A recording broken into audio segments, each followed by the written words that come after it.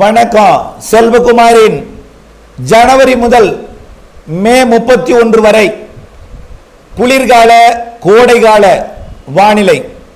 குளிர்கால குளிர் எப்படி, குளிர்கால மழை எப்படி, கோடைகால வெப்பம் எப்படி, கோடைகால மழைப்பொழிவு எப்படி ஆய்வறிக்கை 2024 டிசம்பர் 4 அதிகாலை வானிலை அறிக்கையில் நீண்டகால அறிக்கை. ஏற்கனவே அறிக்கையில் பதிவு செய்யப்பட்டபடி எந்த மாற்றமும் இல்லை. சற்று தெளிவாக புரியும்படி விளக்கும் அறிக்கையாக இதை அமைக்கிறேன். அதிகாரப்பூர்வ வானிலை அறிக்கைக்கும் இந்திய வானிலை ஆராய்ச்சித்துறை அறிக்கையை பார்க்கவும். தற்பொழுது வானிலை அமைப்பை பார்த்தீங்கன்னா நம்ம டிசம்பர் இறுதி வரைக்கும் மழைப்பொழிவு இருக்கு.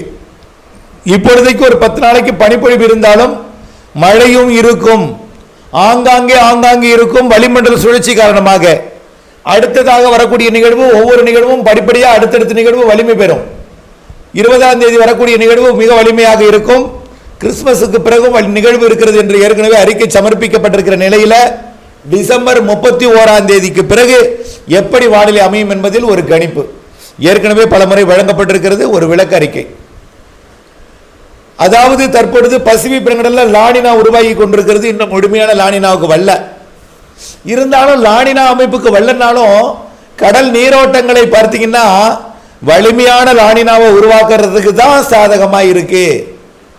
அதாவது அமெரிக்காவோட பகுதியில் இருந்து ஆசியாவோட பகுதிக்கு, பசிபிக் பெருங்கடல்ல பிலிப்பைன்ஸ் பகுதிக்கு, ஆஸ்திரேலியா பகுதிக்கு, வடக்கு பகுதிக்கு வெப்பத்தை கடத்தி கொண்டு வந்து கொண்டிருக்கிறது நீரோட்டம். இப்பொழுதைக்கு இங்கே கடத்தி கொண்டு வரக்கூடிய வெப்பத்தை சற்று வடக்கு நோக்கி, சீன பகுதியை நோக்கி, ஜப்பான் பகுதியை நோக்கி ஒரு நீரோட்டம் கடத்தி கொண்டிருக்கிற காரணத்தினாலே அந்த வெப்ப உயர்வு என்பது தொடர்ச்சியாக அதிகரித்த வண்ணம் இல்லாமல் கடத்தி கொண்டு வரக்கூடிய வெப்பம் வெளியே கடத்தப்படுகிற காரணத்தினாலே தொடர்ச்சியாக உயராமல் உடனடியாக லானினா அமைப்புக்கு செல்லாமல் தொடர்ந்து அது லானினா அமைப்புக்கு நுழையும் இடத்திலேயே லானினா அமைப்புக்கு என்ட்ரியிலேயே இருக்கிறது. ஆக ஸ்ட்ராங் லானினா அமைவது உறுதி, மாற்றம் இல்லை. 1. 2, இந்திய பெருங்கடலை பார்ப்போம். இந்திய பெருங்கடல்ல இப்பொழுது நடுநிலை ஐஓடி தொடர்ந்து நீடித்துக் கொண்டிருக்கு. இருந்தாலும் நெகட்டிவ் ஐஓடி நாம டிசம்பர் மாதத்தில் எதிர்பார்த்தோம். டிசம்பர் இறுதியில் நெகட்டிவ் ஐஓடியாக மாறிடும் இல்லையா? ஜனவரியிலிருந்து மே மாதத்தில் அது நெகட்டிவ் ஐஓடியாக இருக்கும். ஏன்னா நன்றாக உற்று பார்க்க வேண்டும் நீரோட்டத்தின் அமைப்பை. சோமாலியா கடற்பகுதியில் இருக்கக்கூடிய வெப்பத்தை நீரோட்டங்கள் இலங்கைக்கு தெற்கு புறம் வழியாக, மாலத்தீவு குமரிக்கடல் வழியாக அது நிலநடுக்கோட்டு இந்திய பெருங்கடலிலே சுமத்ரா தீவு அருகே கடத்தி கொண்டு வந்து குவித்துக் கொண்டிருக்கிறது. ஆக இப்பொழுது சுமத்ரா தீவு அருகே குவித்தாலும் சோமாலியா அருகே வெப்பம் குறையவில்லை. இதனால நடுநிலை அமைப்பாகவே தொடர்ந்து கொண்டிருக்கிறது. எப்போ சோமாலியா அருகே வெப்பம் குறையும்னா சோமாலியா பகுதிக்கு வெப்பத்தை ஆஸ்திரேலியா மற்றும் அதாவது நிலநடுக்கோட்டு இந்திய பெருங்கடலுக்கு தெற்கே இருக்கக்கூடிய வெப்பத்தை கடத்தி கொண்டு ஏற்றுகிற காரணத்தினாலே சோமாலியா பகுதியில் வெப்பம் குறையவில்லை. ஆனால் சோமாலியா பகுதிக்கு வரக்கூடிய வெப்பத்தை சுமத்ரா தீவு பகுதிக்கு நீரோட்டம் கடத்தி கொண்டு வருகிறது. இதனால நடுநிலை ஐஓடியாக இருந்து கொண்டிருக்கிறது. அதுவும் மாறும். நெகட்டிவ் ஐஓடியாக சுமத்ரா தீவு அருகே வெப்பத்தை உயர்த்தும். அந்தமான் தெற்கு பகுதி வெப்பம் உயரும். இலங்கை அருகே வெப்பம் உயர்ந்திருக்கிறது ஏற்கனவே. இதன் காரணமாகத்தான் நிகழ்வை தென் மாவட்டங்களுக்கும் இலங்கைக்கு அருகேயும் கொண்டு வர இருக்கிறது என நாம தெரிவித்துக் கொண்டே இருக்கிறோம். ஆகவே இந்த கடல் அமைப்பு வரக்கூடிய நாட்களிலே நெகட்டிவ் ஐஓடியாகவும் லானினா அமைப்பாகவும் மாறும் என்பதனாலும் இப்பொழுது ஐஓடி இருந்தாலும் ஒரு சுழற்சியில மீண்டும் ஐஓடி இங்கே வரும் என்பதனாலும் கோடையில் கண்டிப்பாக கோடையில் ஒரு மழைக்காலம் எனலாம்.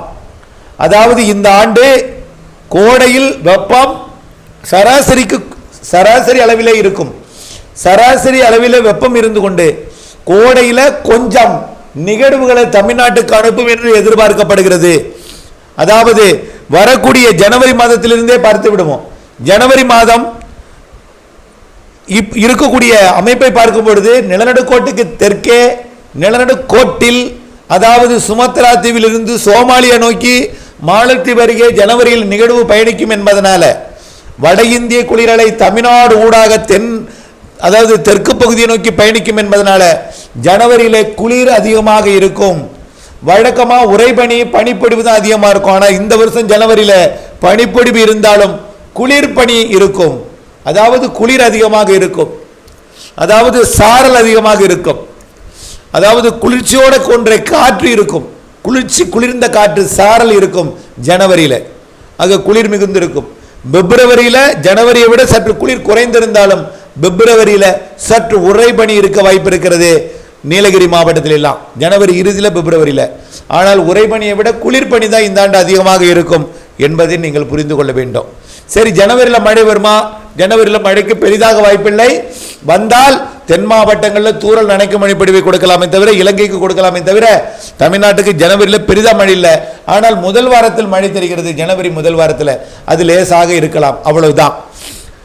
அடுத்தது சூரியனின் குத்துக்கதிர் மார்ச் 21ஆம் தேதி நிலநடுக்கோட்டுக்கு வரும் என்பதன் காரணமாக, ஆக குளிர் என்பது மார்ச் 21க்கு நெருங்கும் நாட்களில் கொஞ்சம் கொஞ்சமாக விலகி வெயில் அதிகரிக்கும்.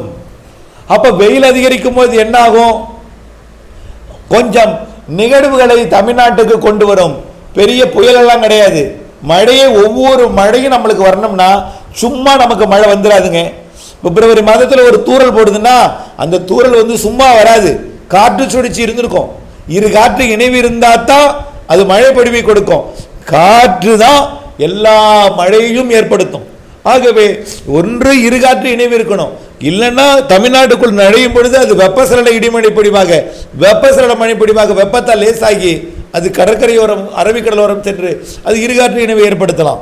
இப்படிப்பட்ட மழை, அதாவது தென்மேற்கு பருவமழை, சரி மன்னிக்கவும், வடகிழக்கு பருவமழை டிசம்பர் மாதம் 31ஆம் தேதி நிறைவடைந்துடும். ஆனால் வடகிழக்கு பருவ காற்று தொடங்கிட்டு இருக்கும். வடகிழக்கு பருவ காற்றால் குளிர் தொடர்ந்து கொண்டிருக்கும். அதே நேரத்தில் பிப்ரவரி மார்ச்சில் வடகிழக்கு காற்று வரும், கிழக்கு காற்று வரும். வடகிழக்கு காற்று நின்று பிறகு கிழக்கு காற்று வரும். இதனால நிகழ்வு தமிழ்நாட்டிற்கு தூறல் மழைப்பொழிவை பிப்ரவரியில் கொடுக்கும், நனைக்கும் மழைப்பொழிவை பிப்ரவரியில் கொடுக்கும். மார்ச் ஏப்ரல் மே, மார்ச்சை விட ஏப்ரலில் கொஞ்சம் கூடுதல் மழை இருக்கு. ஏப்ரலை விட மே கூடுதல் மழை இருக்கு. காரணம், சூரியன் குத்துக்கதிர் வந்ததும் நிகழ்வு கொண்டு வருவதற்கு சாதகம். பொதுவாக மே மாதங்களில், ஏப்ரல் மாதங்களில் புயல்கள் உருவாகி ஆந்திர பிரதேசம் போவதெல்லாம் உங்களுக்கு எல்லாம் தெரியும். பல ஆண்டுகள் கோடை புயல் உருவாகி ஆந்திர பிரதேசம் போய் இருக்கிறது. காரணம் என்ன? நிலநடுக்கோட்டு இந்திய பெருங்கடல் வெப்பம் சாதகமாக இருக்கும் பொழுது, நிகழ்வு உருவாவதற்கு வளிமண்டலம் சாதகமாக இருக்கும் பொழுது உருவாகும். அந்த சாதகத்தை இந்த ஆண்டு ஏற்படுத்த போகிறது. அதாவது பிப்ரவரியை விட மார்ச்சில் நனைக்கும் மழைப்பொழிவுகள், லேசான மழைப்பொழிவுகள் இருக்கும். பிப்ரவரி மார்ச்சில் சராசரிக்கு, அதாவது அந்த மாதத்தில் எவ்வளவு மழை பெய்யுமோ அதற்கு சற்று கூடுதல் மழை இருக்கிறது பிப்ரவரியிலையும் மார்ச்லையும். ஏப்ரல் மேயில கண்டிப்பாக கோடை மழை சராசரிக்கு மிகுதியாக இருக்கிறது. ஏப்ரல் மேயில கோடை காலத்தில் எவ்வளவு மழை பெய்யுமோ அதை விட கூடுதல் மழை இந்த வருடம் வரக்கூடிய வருடம் 2025 கோடையில ஏப்ரல் மேயில இருக்கிறது. வெயிலை பொறுத்த வரைக்கும் ஒரு சில நாட்கள் அனல் காற்று இருக்கும். ஆனால் எல்லா நாளும் அனல் காற்று இருக்காது.